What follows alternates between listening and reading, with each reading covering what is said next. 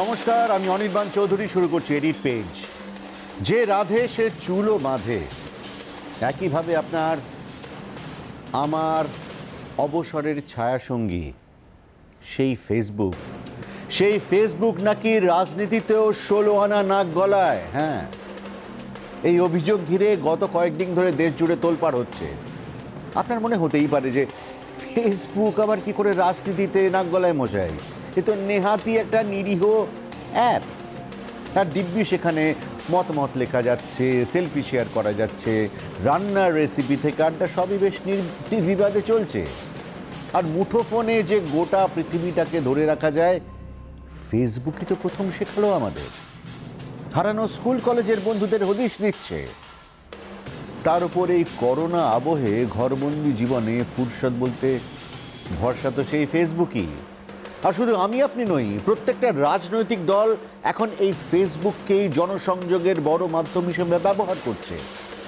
মমতা বন্দ্যোপাধ্যায় থেকে অমিত শাহ, ভোটারদের কাছে পৌঁছতে তারাও সোশ্যাল মিডিয়াকেই ভরসা করছেন, প্রধানত ফেসবুক। কিন্তু কি জানেন, ব্যাপারটা যতটা সহজ সরল আপনার আমার মনে হচ্ছে, ফেসবুক কিন্তু ততটা গোবেচারা নয়। মনে করে দেখুন, তথ্য ফাঁস থেকে উস্কানিমূলক পোস্ট, ফেক নিউজ থেকে এবং তার থেকে সমস্যা, সবেরই উৎস কিন্তু সেই ফেসবুক। লোকে বলছে এটা খানিকটা ডাইনামাইট থিওরির মতন। ডাইনামাইটটা আবিষ্কৃত হয়েছিল মানুষের ভালো করার জন্য, মানবজাতির মঙ্গলের জন্য এই প্ল্যাটফর্ম তৈরি হয়েছে ফেসবুক। কিন্তু দিনে দিনে তারা অন্ধকার দিকগুলো বড় হয়ে আসতে শুরু করেছে।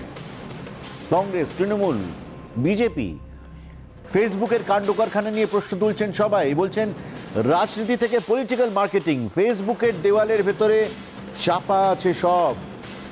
রাজনীতির কলকাঠি নাড়ছে এই ফেসবুক, ভোটের হিসেবের সূক্ষ্ম সুতোতেও আলগোছে টান মারছে। আর বিষয়টা এতটাই সিরিয়াস পর্যায়ে পৌঁছেছে যে ফেসবুকের 2 শীর্ষ কর্তাকে সংসদে হাজিরাও দিতে হয়েছে। ভোটের অঙ্কে কিভাবে নাক গলাচ্ছে ফেসবুক? ঠিক কি বলছেন রাজনীতির কারবারিরা? দেখুন। বিতর্কের সূত্রপাত মার্কিন সংবাদপত্রে, কিন্তু দেশ মহাদেশের গণ্ডি পেরিয়ে সেই বিতর্ক এসে পৌঁছেছে ভারতের একেবারে প্রাণকেন্দ্রে। 14ই আগস্ট ওয়াল স্ট্রিট জার্নালের একটি প্রতিবেদনে বলা হয়, বিজেপি সরকারের প্রতি পক্ষপাতিত্ব করছে ফেসবুক। তেলেঙ্গানার একমাত্র বিজেপি বিধায়ক ফেসবুকে খুল্লা ঘৃণা ভাষণ দিলেও তা ব্লক করেনি ফেসবুক। ভারতে ফেসবুকের পাবলিক পলিসি এক্সিকিউটিভ আঁখি দাস নিজের সংস্থার কর্মীদেরই নাকি বলেন, বিজেপিকে চটালে ব্যবসার ক্ষতি হবে। বলাই বাহুল্য, এই প্রতিবেদন সামনে আসতেই ধুন্ধুমার শুরু হয় দেশ জুড়ে। ফেসবুক কর্তৃপক্ষ সব অভিযোগ উড়িয়ে দিলেও শোরগোলে ভাঁটা পড়েনি। কোমর বেঁধে ময়দানে নেমে পড়েছে বিরোধী শিবির। ফেক নিউজ, হেট স্পিচের অস্ত্রে শান দিয়ে রাহুল গান্ধীর টুইট। বিজেপি এবং আরএসএস দেশে ফেসবুক আর হোয়াটসঅ্যাপকে নিয়ন্ত্রণ করছে। তার মাধ্যমে ফেক নিউজ ছড়ায় এবং ভোট প্রক্রিয়াকে প্রভাবিত করে। বিরোধী কণ্ঠরোধে ফেসবুককে আগেও ব্যবহার করেছে বিজেপি। অভিযোগ তুলে সরাসরি ফেসবুক কর্ণধারকে চিঠি দিয়েছে তৃণমূল।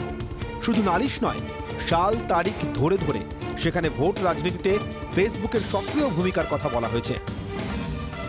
2014 ও 2019-এর ভোটে ফেসবুকের ভূমিকা ছিল উদ্বেগজনক। সংসদেও আমরা এই বিষয়টি তুলেছিলাম। আর কয়েক মাস পরেই এ রাজ্যে বিধানসভার ভোট। এই সময়ে বাংলার বেশ কিছু ফেসবুক অ্যাকাউন্ট ব্লক করা হয়েছে। ফেসবুক ও বিজেপির আঁতাত এটি স্পষ্ট। বিরোধীদের বাউন্সার সামলাতে শেষমেশ ব্যাট করতে নামেন আইনমন্ত্রী রবিশঙ্কর প্রসাদ। তার আবার দাবি, শুধু দক্ষিণপন্থী লেখার বিরুদ্ধেই কড়া পদক্ষেপ করছে ফেসবুক। ওদিকে ফেসবুকের কর্মীরা নিজেরাই প্রধানমন্ত্রীর সমালোচনা করে পোস্ট লিখছেন। ফেসবুকের অবস্থান এতেই স্পষ্ট। কিন্তু না, আইনমন্ত্রীর বক্তব্যেও চিঁড়ে ভেজেনি। ফেসবুকের জবাবদিহি চেয়ে সংসদে স্থায়ী কমিটিতে তলব করা হয় ফেসবুকের 2 শীর্ষ কর্তা অজিত মোহন এবং সাঁঝ পুরোহিতকে। কড়া প্রশ্নের মুখে পড়েই তেলেঙ্গানার বিতর্কিত বিজেপি নেতা রাজাকে ব্যান করে ফেসবুক। মার্কিন সোশ্যাল সাইট ভাবমূর্তি বাঁচাতে একরকম বাধ্য হয়েছে বিবৃতি দিতে। তারা বলছে, মুক্ত চিন্তার মঞ্চ হিসেবে ফেসবুক কোনো পক্ষপাতকে প্রশ্রয় দেয় না। ঘৃণা এবং বিদ্বেষ যে আকারেই আসুক তাকে সমর্থন করে না। এপ্রিল থেকে জুনের মধ্যে এই ধরনের 2,25,00,000 হেড পোস্ট মোছা হয়েছে। তার আগের 3 মাসে সরানো হয়েছে 1,60,00,000 পোস্ট। মার্কিন সোশ্যাল সাইট যাই বলুক না কেন, সন্দেহ কিন্তু থেকেই যাচ্ছে। টাইম ম্যাগাজিনের একটি প্রতিবেদন বলছে, হোয়াটসঅ্যাপে এবার অনলাইন ওয়ালেট চালু করতে চাইছে জুকারবার্গের সংস্থা।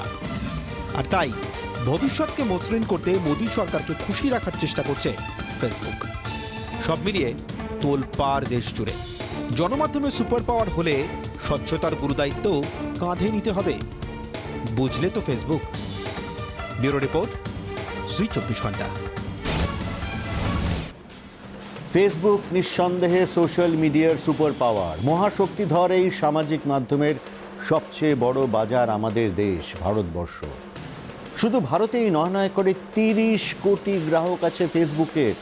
তাহলেই ভাবুন, যার হাতে এত ক্ষমতা, এত ম্যান পাওয়ার, সেই চাইলে অনেক কিছুই করতে পারে।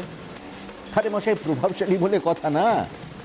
কিন্তু কিভাবে কলকাঠি নাড়ে এই ফেসবুক? ঠিক কিভাবে ফেসবুকের মাধ্যমে রাজনীতিতে নাক গলানো সম্ভব, বুঝিয়ে বলবো আপনাদের। কেমব্রিজ অ্যানালিটিকার নাম আপনাদের নিশ্চয়ই মনে আছে, ভুলে যাননি। 2018 সালে যে সংস্থার বিরুদ্ধে ফেসবুকের মাধ্যমে তথ্য চুরির অভিযোগ উঠেছিল, সেই কেমব্রিজ অ্যানালিটিকা সেই কাণ্ডই প্রথম পৃথিবীকে দেখিয়েছিল যে ফেসবুকের মতো সুপার পাওয়ার চাইলে কি সহজে আমাদের মগজ ধোলাই করতে পারে। হ্যাঁ, ঠিকই শুনেছেন, একে মগজ ধোলাই বলে। একেবারে নিখুঁত কৌশলে আম জনতার মনের ভেতরে শীত কাটার ক্ষমতা আছে ফেসবুকের। আপনার ব্যক্তিগত তথ্য হাতিয়ে আপনার অজান্তেই আপনার মতামত নির্ধারণ করতে পারে এই প্রভাবশালী প্ল্যাটফর্ম। আর বিষয়টা শুধু রাজনৈতিক নয়, আমাদের প্রত্যেকের জন্যই এই ভয়ঙ্কর ভাবে বিপজ্জনক হয়ে উঠতে পারে। কিভাবে? সহজ করে বুঝিয়ে দিচ্ছি। এক বাক্যে একথা স্বীকার করেন বিশ্বের তামাম বিশেষজ্ঞরা। শুধু থিওরি নয়, বাস্তবেও ফেসবুকের বিরুদ্ধে ভোট রাজনীতিতে ঢুকে পড়ার প্রত্যক্ষ প্রমাণ রয়েছে। মনে পড়ে কেমব্রিজ অ্যানালিটিকা। মার্কিন নির্বাচনে ডোনাল্ড ট্রাম্পের হয়ে ভোট কুড়োতে ফেসবুককে ব্যবহার করেছিল এই সংস্থা। কয়েক লক্ষ ফেসবুক গ্রাহকের তথ্য ফাঁস করেছিল এই সংস্থা। স্রেফ প্রযুক্তির জোরে যে রাজনীতিতে এত বড় প্রভাব ফেলা হয়, দেখিয়ে দিয়েছিল সেই কাণ্ড। কিভাবে এই ফন্দি আঁটা হয়েছিল? ফেসবুকে গ্রাহকদের প্রোফাইল ঘেঁটে তাদের পছন্দ অপছন্দ, স্বভাব, অভ্যেসের যাবতীয় তথ্য সংগ্রহ করেছিল কেমব্রিজ অ্যানালিটিকা। তারপর সেই তথ্যের ভিত্তিতে তাদের মনস্তাত্ত্বিক প্রোফাইল তৈরি করত এই সংস্থা। সেই মনের প্রোফাইল অনুযায়ী ঠিক করা হতো এই ভোটারকে কিভাবে প্রভাবিত করা যায়। তারপর ভোটারের রাজনৈতিক মতামতকে বাগে আনতে সোশ্যাল মিডিয়াকে ব্যবহার করত এই সংস্থা। আর এই পুরো প্রক্রিয়াটাই চলতো সংশ্লিষ্ট মানুষটির অজান্তে, চুপি সারে। তিনি ঘুণাক্ষরেও টের পেতেন না তিনি কি ভয়ঙ্কর ষড়যন্ত্রের শিকার হচ্ছেন। আচ্ছা, আপনি কখনো খেয়াল করেছেন অনলাইনে কোনো অতি সাধারণ জিনিস কেনার পরই আপনার ফেসবুকের বিজ্ঞাপনে বারবার সেই জিনিসের ছবি ভেসে ওঠে? কখনো ভেবে দেখেছেন আপনার রুচি, আপনার চাহিদার কথা ফেসবুক জানছে কি করে? বিশেষজ্ঞরা বলছেন, ম্যাজিক নয়, একে বলে মার্কেটিং। বিজ্ঞাপনের নামে আপনার যে তথ্য বেহাত হয়ে যাচ্ছে তাকে ব্যবহার করে আপনার মগজ ধোলাই করার চেষ্টা হচ্ছে না, কোনো গ্যারান্টি আছে কি? এই সূত্র ধরেই মনে করিয়ে দিই, কেমব্রিজ অ্যানালিটিকা কাণ্ডের পর মার্কিন জনপ্রতিনিধিদের সামনে ভুল স্বীকার করতে বাধ্য হয়েছিলেন মার্ক জুকারবার্গ। অপরাধী একটি নাম না জানা সংস্থা, কিন্তু গোটা প্রক্রিয়াটি ঘটেছে ফেসবুকের মাধ্যমে। সেই সময় খোদ জুকারবার্গ দাবি করেছিলেন ফেসবুকের নিরাপত্তা আরও নিশ্চিত করতে কাজ করবে তার সংস্থা। কিন্তু কাজের কাজ কতটা হয়েছে সে তথ্য আজও অজানা। ফেক নিউজের বারবারন্ত বন্ধ করতে ফ্যাক্ট চেকিং এর ব্যবস্থা করা হয়েছে ঠিকই, কিন্তু তারপরেও ফেসবুকে উস্কানিমূলক পোস্ট কিংবা ভুয়ো ভিডিওর রমরমায় ইতি পড়েনি। এবার ভারতেও সেই একই পদ্ধতিতে ভোট রাজনীতিতে জড়িয়ে পড়ার অভিযোগ উঠছে ফেসবুকের বিরুদ্ধে। কেমব্রিজ অ্যানালিটিকা নিয়ে বিতর্ক চলাকালীনই একটি সূত্রে দাবি করা হয়েছিল ভারতের মতো বিরাট বাজারের জন্য এই মনস্তাত্ত্বিক প্রোফাইল তৈরির কাজ শুরু হয়ে গিয়েছিল। আর তাই এবার ওয়াল স্ট্রিট জার্নালের একটি রিপোর্ট দেশের প্রত্যেকটি রাজনৈতিক দলের ঘুম ছুটিয়েছে। বিশেষজ্ঞরা বলছেন ফেসবুক যে ঠিক কতটা শক্তিধর আমাদের বোধহয় ধারণাই নেই। মগজ ধোলাই থেকে রাজনীতির পাশা খেলা, সবই বাঁয়ে হাত কাখে। ফেসবুক যে যখন তখন ফ্রাঙ্কেনস্টাইন হয়ে উঠতে পারে তা নিয়ে আর নিশ্চয়ই সন্দেহ নেই। ব্যুরো রিপোর্ট, জি24 ঘন্টা। বছর 5 হলো সোশ্যাল মিডিয়া আমাদের জীবনে এসেছে, কিন্তু এখন এই মুহূর্তে দাঁড়িয়ে সোশ্যাল মিডিয়া ছাড়া জীবন ভাবতে পারেন? টুইটার বা ইনস্টাগ্রামে নিজস্ব একটা গ্রাহক আছে, কিন্তু ফেসবুকের জনপ্রিয়তা প্রত্যেক স্তরের মানুষের কাছে সমানভাবে রয়েছে। বয়স্করাও সেখানে অ্যাক্টিভ, আর তরুণীদের তো কথাই নেই। কিন্তু এই ফেসবুক যে কিনা হারানো বন্ধুর সঙ্গে আবার আমাদের জুড়ে দেয়, জনসংযোগের মাধ্যম হিসেবে কাজ করে, সেই ফেসবুকই কিন্তু নানা ক্ষেত্রে সমাজের জন্য বেশ বিপজ্জনক ভূমিকা নিচ্ছে। নিশ্চয়ই খেয়াল করে দেখেছেন, ফেসবুকে হামেশাই স্বাস্থ্য সংক্রান্ত নানা রকম পরামর্শ শেয়ার করা হয়। আমরা ওই প্ল্যাটফর্মটার মধ্যে এতটাই গভীরভাবে ঢুকে পড়েছি যে আমরা কোনো প্রশ্ন না তুলে সেই তথ্যকে কিন্তু বিশ্বাস করে ফেলি। আর বিপদটা কিন্তু সেখানেই।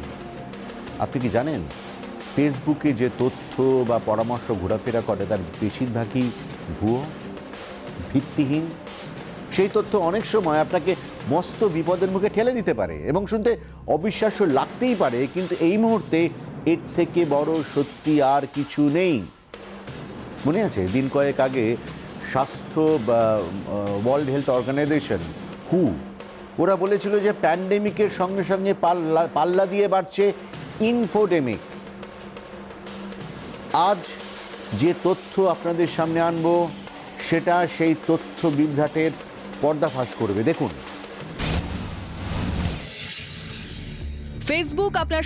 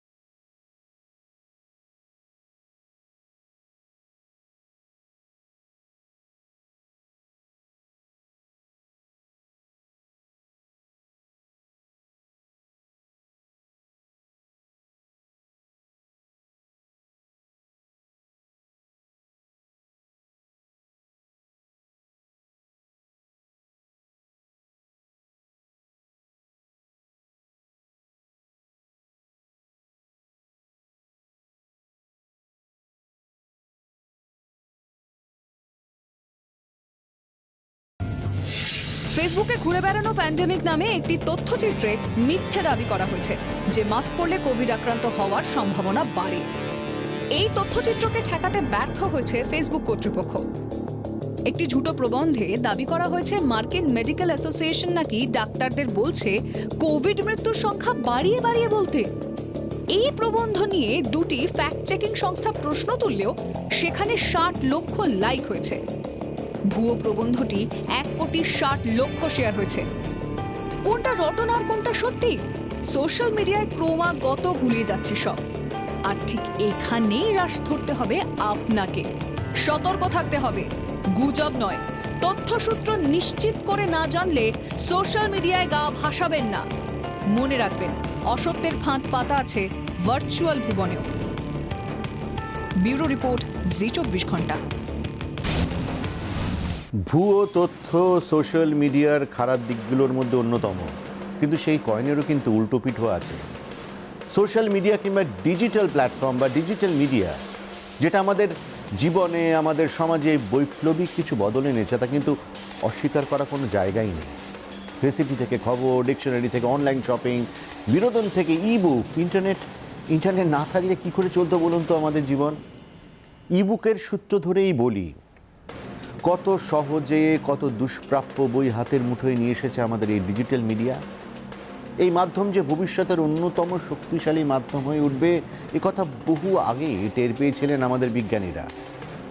আর তাই এদেশের ডিজিটাল মিডিয়ায় বই সংরক্ষণের কাজও কিন্তু শুরু হয়েছিল ইন্টারনেট আসার বহু আগে, 1989 সালে। সেটা ছিল শ্রীমদ্ ভগবদ গীতা। বইটাকে ডিজিটাইজ করেছিল কারা? করেছিল কানপুর আইআইটি। তখন থেকে ডিজিটাল আর্কাইভের কাজ কিন্তু চালাচ্ছে দেশের অন্যতম সেরাই প্রতিষ্ঠান। দেশের প্রাচীন সাহিত্য এবং দর্শনের ডিজিটাল বই তারা থরে থরে সাজিয়েছে গীতা সুপার সাইট নামে একটা ওয়েবসাইটে। এটাই বোধহয় আমাদের ভারতের স্পিরিট। বিশ্বের ক্ষুদ্রতম স্যাটেলাইট যে ক্যাম্পাসে তৈরি হয় সেই ক্যাম্পাসেই গীতা, বেদ, উপনিষদ, রামায়ণের আর্কাইভও সমানভাবে প্রাধান্য পায়। আর এই পুরো কাজটা কিন্তু চলছে ডিজিটাল মাধ্যমে। ইন্টারনেট মানেই কিন্তু শুধু ভুয়ো তথ্যের হিড়িক নয়, ইন্টারনেটের নানা অজানা গলিতে লুকিয়ে আছে এই গীতা সুপার সাইটের মতো নানা দুষ্প্রাপ্য সংগ্রহ। আপনি কোনটাকে বেছে নেবেন সেটা কিন্তু আপনারই চয়েস। প্রাচীন ভারতীয় সাহিত্যের এ এক ভার্চুয়াল রত্নভাণ্ডার। শুধু সাহিত্য অবশ্য নয়, ভারতের ধর্ম, সাহিত্য, দর্শন, আধ্যাত্মিকতার বিরল কিছু নজির সাজানো আছে এই সাইটে। যে কোনো সময় যে কেউ এই সাইটে আসতে পারেন, নিখরচায় পছন্দের বই বেছে নিতে পারেন, পড়তে পারেন। গীতা থেকে ব্রহ্মসূত্র কিংবা উপনিষদ, যা চাইবেন তাই মিলবে এক ক্লিকে। কিন্তু আপনি যদি সংস্কৃতের সরগর না হন, তাহলে এই সাইটে শুধু বই নয়, সাজানো আছে তার অনুবাদও।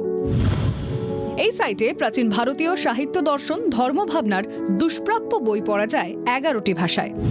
অসমিয়া, বাংলা, দেবনাগরী, গুজরাটি, কন্নড়, মালায়ালাম, ওড়িয়া, পাঞ্জাবি, তামিল, তেলেগু এবং রোমানে অনুদিত রয়েছে এই প্রাচীন ভারতীয় তত্ত্ব সমাহার। ভারতীয় দর্শনের ইতিহাস তুলে ধরতে প্রাক ইন্টারনেট সময় থেকেই এই আর্কাইভের কাজ শুরু করেন আইআইটি কানপুরের গবেষকরা। আর প্রথম থেকেই এই প্রচেষ্টার দোসর হয়েছে ভারত সরকার। অর্থ সাহায্য এসেছে দিল্লি থেকে। ধাপে ধাপে এই পুঁথি সংরক্ষণের প্রজেক্ট আড়ে বহরে বেড়েছে। 1989 সালে প্রথম চিন্ময়া ইন্টারন্যাশনাল ফাউন্ডেশনের অর্থ সাহায্যে গীতা বাটিকা নামে একটি বই কম্পিউটারের ডস ভার্সনে সংরক্ষিত করা হয়। সেটাই সম্ভবত দেশের প্রথম ই বুক। এদেশে ইন্টারনেট আসার পর সেই বইটিকে HTML পুনঃসংরক্ষণ করা হয়। ইন্টারনেট পরিষেবা অগ্রগতির পর ভারত সরকার এই প্রকল্পের সঙ্গী হয়। তারপর থেকেই ক্রমশ বাড়তে থাকে সংগ্রহ, বাড়ে অনুবাদের সংখ্যাও। এখন শুধু বইয়ের পাতায় নয়, অডিও ক্লিপেও তথ্য সংরক্ষণ করা হচ্ছে এই সাইটে। 2017 সালে আচমকাই এই সাইটটি নিয়ে এক প্রস্ত শোরগোল পড়ে যায়। দেশের বিভিন্ন সংবাদ মাধ্যমের শিরোনামে উঠে আসে এই সাইট। 20 বছরের পুরনো ওয়েবসাইটকে রাতারাতি জনপ্রিয়তার শিখরে তুলে দেয় সোশ্যাল মিডিয়া। একটি হোয়াটসঅ্যাপ মেসেজের মাধ্যমে এই সাইটের কাজকর্মের কথা ছড়িয়ে পড়ে। ভারতীয় দর্শনের এমন এক ওয়েবসাইট আছে, খবর রটতেই পাঠকদের ভিড় বাড়ে সাইটে। আগে যে সাইটে দিনে 600 জন পাঠক আসতেন, রাতারাতি সেখানে দিনে 2000-এরও বেশি পাঠক ভিড় জমাতে শুরু করে। শুধু সায়েন্স নয়, কানপুর আইআইটি যে দর্শন সংরক্ষণেও নজিরবিহীন কাজ করছে, প্রমাণ রয়েছে আপনার মুঠোফোনে। শুধু একটা ক্লিকের অপেক্ষা। ব্যুরো রিপোর্ট, জি 24 ঘন্টা।